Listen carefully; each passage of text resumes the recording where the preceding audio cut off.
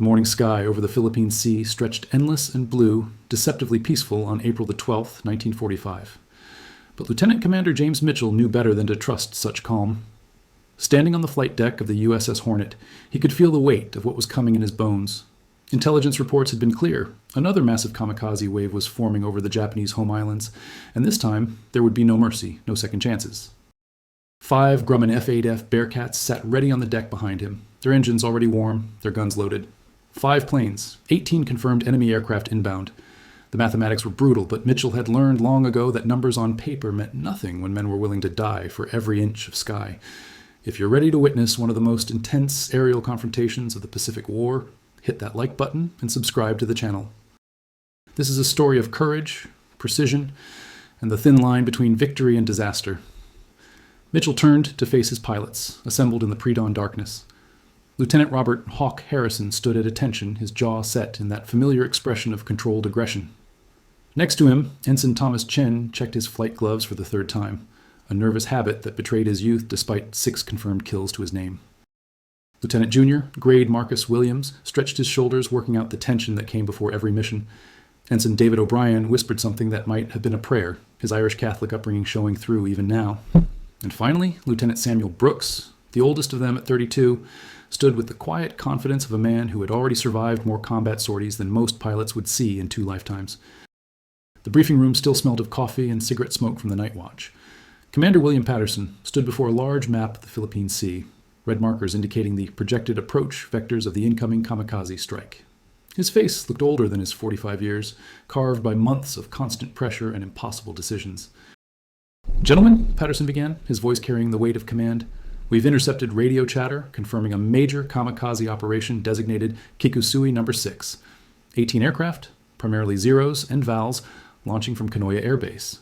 Their target is this carrier group, specifically the Hornet and the Essex. Our radar stations picked up the formation 20 minutes ago, bearing 270, distance approximately 140 miles, and closing." Mitchell stepped forward, studying the map with practiced eyes. "What's our support situation, sir?" Patterson's expression darkened. "That's the problem, Jim. The fleet's spread thin. Every available fighter is already committed to defending the transports off Okinawa. You 5 are it. No backup, no reinforcements. The destroyers will provide what anti-aircraft support they can, but once those kamikazes get close enough to the carriers, the ships can't fire without risking friendly aircraft." The room fell silent. Harrison broke it first. "Sir, with respect, 5 against 18? Those are suicide odds, even for a suicide mission." "I'm aware of the mathematics, Lieutenant," Patterson replied, his tone sharp but not unkind. "But those Bearcats are the fastest, most maneuverable fighters we've ever put in the air. They were built specifically for this kind of interception. You'll have altitude advantage, speed advantage, and the best damn gunnery training the Navy can provide. More importantly, you'll have something those kamikaze pilots don't, the intention to survive this fight and come home." Williams leaned against the wall, arms crossed. "What's the intercept plan, Commander?" Patterson pointed to a position on the map, roughly 70 miles from the carrier group. "You'll climb to 25,000 feet and establish a defensive perimeter here. The kamikazes will be flying low, probably under 5,000 feet, to avoid early radar detection. When they pop up for their final attack runs, you drop on them from above. Use your speed and altitude to make multiple passes. Don't get drawn into turning fights. The Bearcat can outdive and outclimb anything the Japanese have, so use that advantage." Chen raised his hand, looking younger than his 22 years. "Sir, what if some get through? Then the destroyers will engage, and if any make it past them, the carrier's anti-aircraft guns will have to do the job." Patterson met each pilot's eyes in turn. "But I need you men to understand something. If even 3 or 4 kamikazes reach the Hornet or the Essex, we're looking at catastrophic damage. Thousands of sailors' lives depend on what you do out there today. This isn't just another mission, this is everything." Mitchell felt the familiar tightening in his chest, the pre-combat focus sharpening his senses. "We'll stop them, sir. All of them." "I know you will, Commander." Patterson extended his hand. "Good hunting." The walk to the flight deck felt both too long and too short. The sky had begun to lighten in the east, painting the clouds in shades of orange and pink. Beautiful, Mitchell thought, for a morning that might be some of their last. The deck crew worked with practiced efficiency, performing final checks on each Bearcat. These fighters represented the absolute cutting edge of American aviation technology, faster and more powerful than anything that had come before. But technology only mattered if the men flying them had the skill and courage to use it effectively. Harrison climbed into his cockpit first, his movement smooth and automatic after hundreds of hours in similar aircraft. "Hey, Mitchell," he called down. "Remember what you said after that fight over Saipan? About impossible odds being just another Tuesday?" Mitchell grinned despite the tension. "I remember. I also remember you telling me I was full of optimistic nonsense." "Yeah, well, maybe some of that nonsense rubbed off on me." Harrison settled his goggles into place. "Let's make this Tuesday count." Chen approached his aircraft more slowly, running his hand along the fuselage like he was reassuring a nervous horse. Williams noticed and walked over, placing a hand on the younger pilot's shoulder. "First time being that outnumbered?" "First time being the only thing between 18 suicide pilots and 5,000 sailors," Chen admitted. "The math keeps running through my head." "Stop thinking about the math and start thinking about the fundamentals," Williams advised. "Oh, you're a damn fine pilot, Tom. You've got great aim, quick reflexes, and you know how to keep your head in a fight. Focus on those things, not the numbers. We're not fighting 18 planes. We're each fighting 3 or 4 individual targets. Break it down, take them one at a time, and trust your training." Chen nodded, some of the tension leaving his shoulders. "One at a time. I can do that." O'Brien finished his pre-flight check and caught Mitchell's attention. "Sir, my mother always said that God protects those who protect others. You think there's truth to that?" Mitchell considered the question seriously. "I think that faith can give a man strength when he needs it most, Dave. But I also think that skill, preparation, and teamwork will get us through this more reliably than hope alone. Keep your eyes sharp, your trigger finger ready, and watch your wingman 6. Do those things, and maybe your mother's faith will prove right." Brooks, the veteran of the group, performed his checks with minimal fuss. When Mitchell approached, he was already strapped in, looking completely at ease. "You remember the Marianas turkey shoot, Jim?" "How could I forget? 400 Japanese planes, and we shot down 350 of them in one day." "We were outnumbered then, too," Brooks said quietly. "But we had discipline, we had tactics, and we had each other's backs. This fight's no different, except we're in better planes and they're in worse ones. These kamikazes, they're desperate. Desperate men make mistakes. We capitalize on those mistakes, we stay disciplined, and we all go home for chow tonight." Mitchell climbed into his own Bearcat, the cockpit feeling like a second home after months of missions. The instrument panel glowed in the early light, each gauge and control exactly where it should be. He ran through the checklist mechanically, his mind already shifting into combat mode. The engine roared to life with a satisfying growl. 18 cylinders of raw power ready to push him into the fight. The radio crackled. "Bearcat flight, this is Tower. You're cleared for takeoff. Wind is from the east at 12 knots. Barometric pressure, 29.92. Good luck up there, gentlemen." "Tower," Bearcat lead acknowledges. "Flight, sound off for ready status." "Bearcat 2, ready," Harrison reported. "Bearcat 3, ready," Williams confirmed. "Bearcat 4, ready," Chen added, his voice steadier now. "Bearcat 5, ready," O'Brien finished. Mitchell released the brake and felt the Bearcat surge forward. The acceleration pressed him back into his seat as the fighter gained speed down the deck. The edge approached rapidly, that critical moment when the aircraft transitioned from ship-bound equipment to free-flying machine. And then he was airborne, the nose lifting, the wheels leaving the deck, the Philippine Sea dropping away below. One by one, the other Bearcats followed, forming up on his wings in a tight formation. They climbed rapidly, the powerful engines pushing them upward through layers of morning clouds. At 10,000 feet, Mitchell could see the entire carrier group spread out below, the massive shapes of Hornet and Essex surrounded by a protective screen of destroyers and cruisers. Thousands of men down there, all depending on 5 pilots and 5 aircraft to keep death away. "Bearcat flight, level off at 25,000, Mitchell ordered. "Brooks, Williams, you take high cover. Harrison, Chen, you're with me for the first pass. Once we engage, it's free hunting. Call your targets, watch your 6, and don't fixate on any single bogey. Multiple passes, use your speed, don't get slow." The acknowledgments came back crisp and professional. They reached altitude and settled into a wide patrol pattern, eyes scanning the horizon for any sign of the enemy formation. The sun climbed higher, warming the cockpit, but Mitchell barely noticed. Every sense focused outward, searching. 15 minutes passed, then 30. The tension built with each passing minute, knowing the enemy was out there, getting closer. Mitchell checked his fuel gauge automatically. Plenty of time for a long engagement, but not unlimited. They'd need to make every bullet count. The radio crackled with the voice of the Combat Information Center aboard Hornet. "Bearcat lead, this is CIC. We have multiple bogies on radar, bearing 265, range 70 miles, altitude 4,000 feet, and descending. Count is confirmed at 18 aircraft. They're spreading into 3 groups of 6. CIC, Bearcat lead copies. We're moving to intercept. Mitchell banked the flight west, pushing the throttle forward. Flight, you heard the man. 3 groups of 6. That's our plan right there. Harrison, Chen, we take the northern group. Williams, Brooks, you've got the southern group. The center group, we'll all converge on them after the initial engagement. Questions? Negative, lead. Let's do this, Harrison responded. They dove, trading altitude for speed. The Bearcat accelerated rapidly, the airspeed indicator climbing past 300 knots, past 400. The G-forces pushed Mitchell into his seat, but the aircraft remained steady, solid, responsive. This was what the Bearcat had been designed for. High-speed interception, diving attacks, pure aggressive performance. At 15,000 feet, Mitchell caught his first visual on the enemy formation. Dark specks against the blue-gray ocean, flying in loose formation. As they closed, the shapes resolved into recognizable aircraft. Mitsubishi Zeros, some carrying bombs, others flying clean as escorts. Nakajima B-5N Vals, torpedo bombers converted for kamikaze roles. All of them heading straight for the carriers with single-minded determination. Tally-ho, 11 o'clock, low, 6 zeros, Mitchell called. Breaking left, engaging now. He rolled the Bearcat inverted and pulled hard, bringing the nose down on the northernmost group of kamikazes. The lead Zero grew rapidly in his gun sight. The pilot, either unaware of the threat above or too focused on his final mission to care. Mitchell waited until the range closed to 600 feet, then pressed the trigger. The 420mm cannons roared, sending a stream of high-explosive shells toward the target. The Zero's wing shattered, pieces of aluminum skin peeling away like paper in a windstorm. The aircraft rolled violently right, then nosed over into a dive it would never recover from. 1 down. Mitchell pulled up hard, using his momentum to climb back above the formation, already searching for his next target.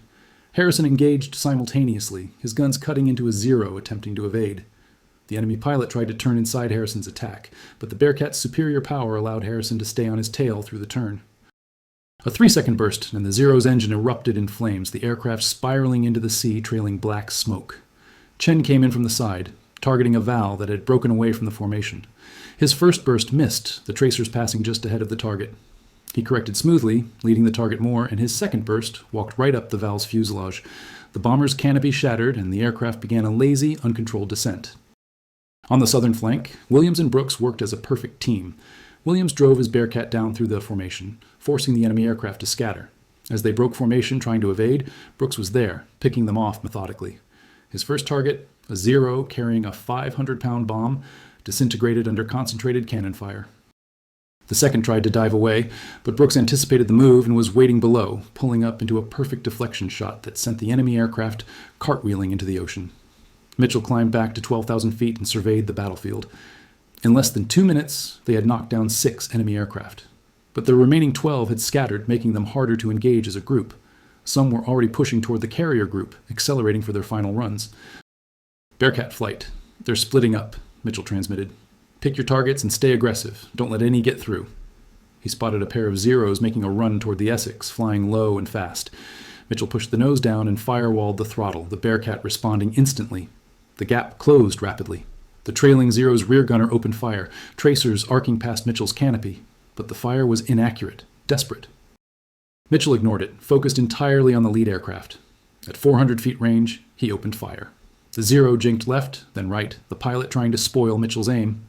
But Mitchell had fought too many of these battles to be thrown off by basic evasive maneuvers. He walked his fire across the Zero's path, leading the target perfectly. Cannon shells impacted the Zero's engine, then the cockpit, then the wing root. The aircraft came apart in midair, pieces tumbling into the sea. The wingman broke hard right, trying to escape, but Harrison had anticipated the move and was already there. A quick burst, and another Zero joined its squadron mate in the depths of the Philippine Sea. Chen found himself in a turning fight with a particularly aggressive Zero pilot who refused to run for the carriers and instead wanted to fight. The two aircraft spiraled around each other, each trying to gain an advantage. Chen remembered Williams's advice and forced himself to stay calm, to trust his training. The Bearcat could outturn a Zero at high speed, but not at low speed. So Chen kept his speed up, using the Bearcat's superior power to maintain energy through the turns. The Zero pilot made his mistake, bleeding off too much speed in an attempt to get his nose around. Chen recognized the error instantly and pulled hard, accepting the G-forces as the Bearcat's nose came around. The Zero filled his gun sight for just a moment, but that was all Chen needed. His burst was short but accurate, stitching holes across the Zero's fuselage.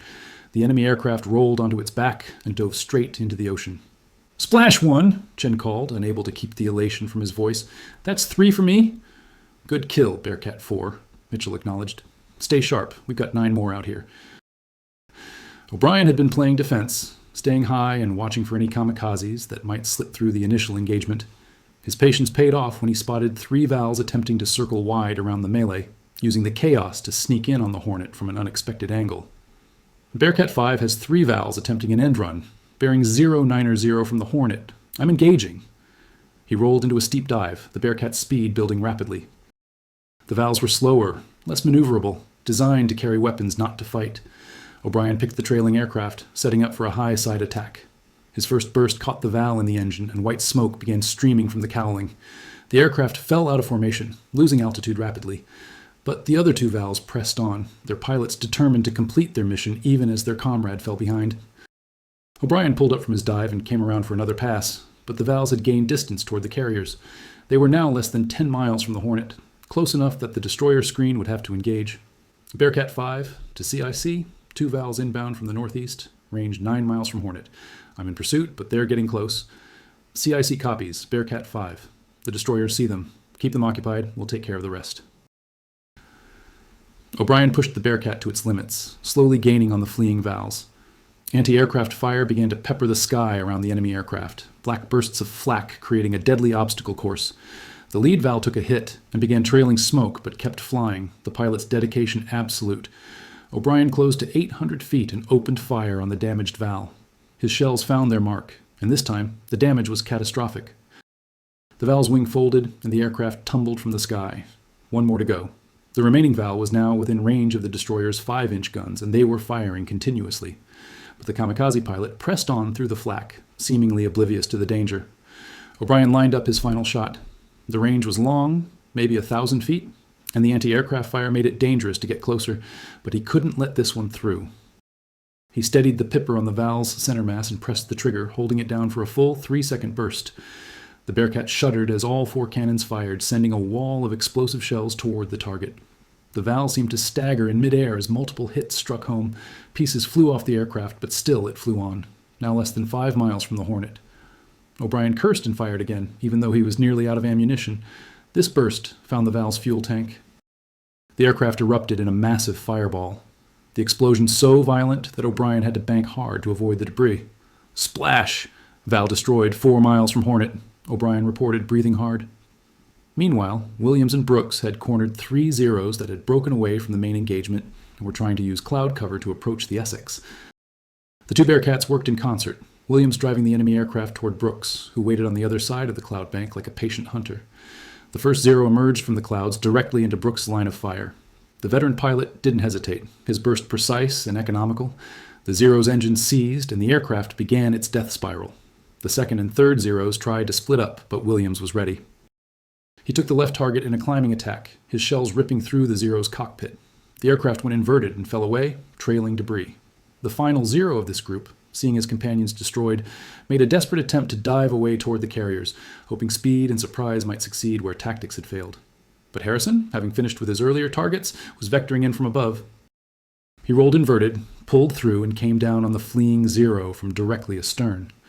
His firing pass was textbook perfect, a 2-second burst that transformed the enemy aircraft into a cloud of fragments. Mitchell had climbed back to altitude, checking his ammunition. He'd expended roughly half his cannon rounds, which meant maybe 20 seconds of firing time remained, enough for 2 or 3 more engagements if he was careful. He scanned the sky, counting aircraft.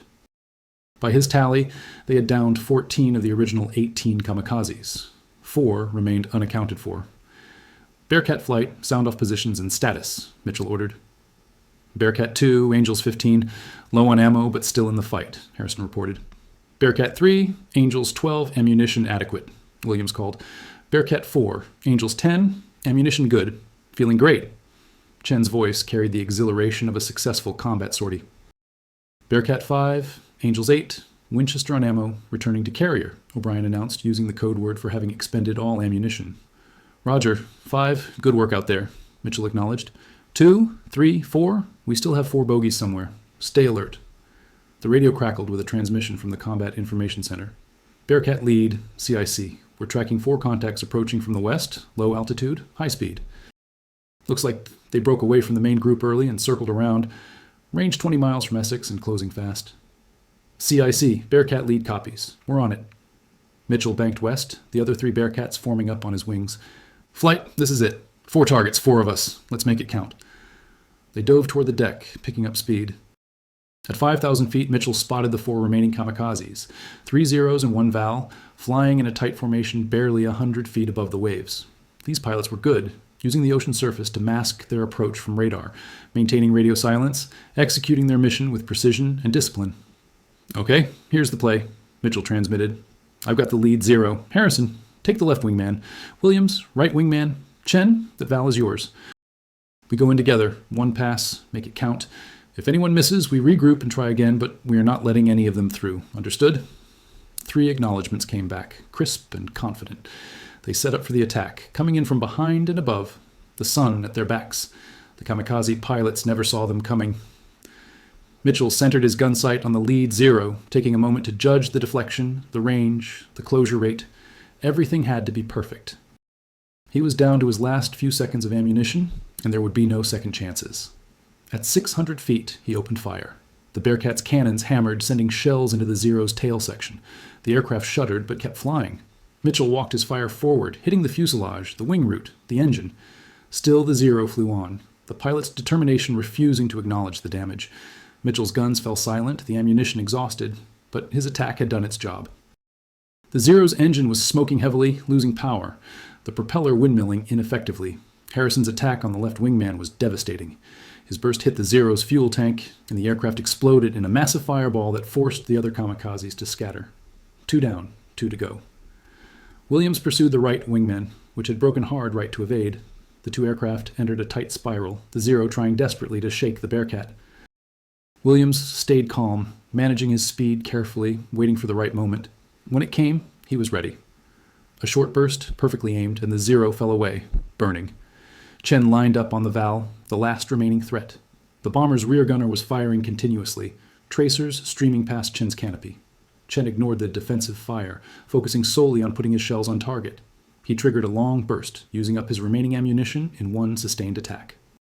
The Val absorbed hit after hit, pieces flying off, but somehow stayed airborne. The kamikaze pilot was wounded. Chen could see blood on the cockpit glass, but still he flew on, less than 10 miles from the Essex now. I'm out! I'm out! Somebody get that Val! Chen called, frustration and urgency mixing in his voice. Mitchell's Bearcat was closest, but his guns were empty. He made a split-second decision that would have seemed insane in any other context. He pushed the throttle to maximum power and dove toward the damaged Val. The Bearcat accelerated rapidly, closing the distance in seconds. At the last moment, Mitchell pulled up alongside the Val. So close, he could see the kamikaze pilot's face, young, determined, already accepting death. Mitchell couldn't shoot the Val down, but maybe he could force it down.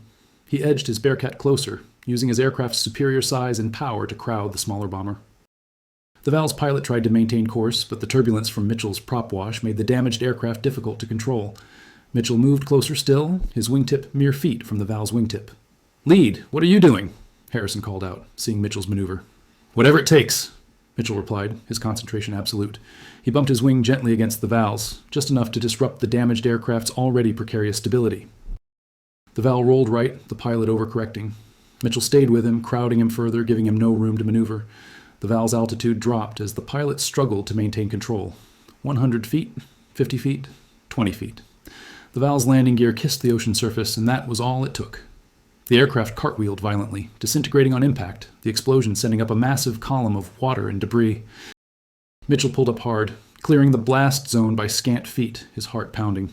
"Splash! Last bogey destroyed," Mitchell called, allowing himself a moment of relief.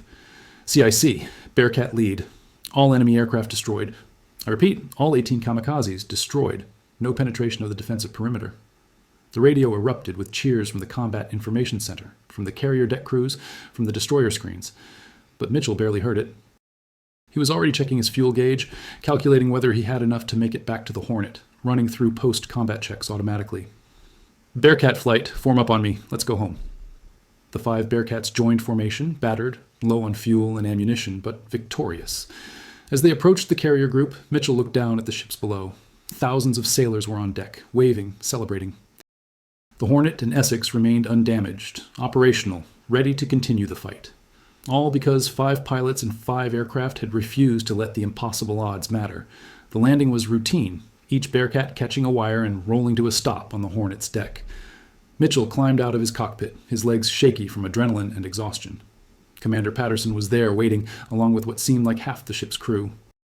"Commander Mitchell," Patterson said, extending his hand, "I don't think I've ever been so happy to be proven right. You said you'd stop them all, and by God you did." "We did, sir," Mitchell corrected, gesturing to his pilots, who were being mobbed by enthusiastic deck crews. "Every man did his job perfectly. I've never seen better flying." Harrison approached, his flight suit soaked with sweat, a wide grin on his face. "Hey, Mitchell, remember when I said the odds were suicidal? I'd like to formally retract that statement." Williams joined them, looking exhausted but satisfied.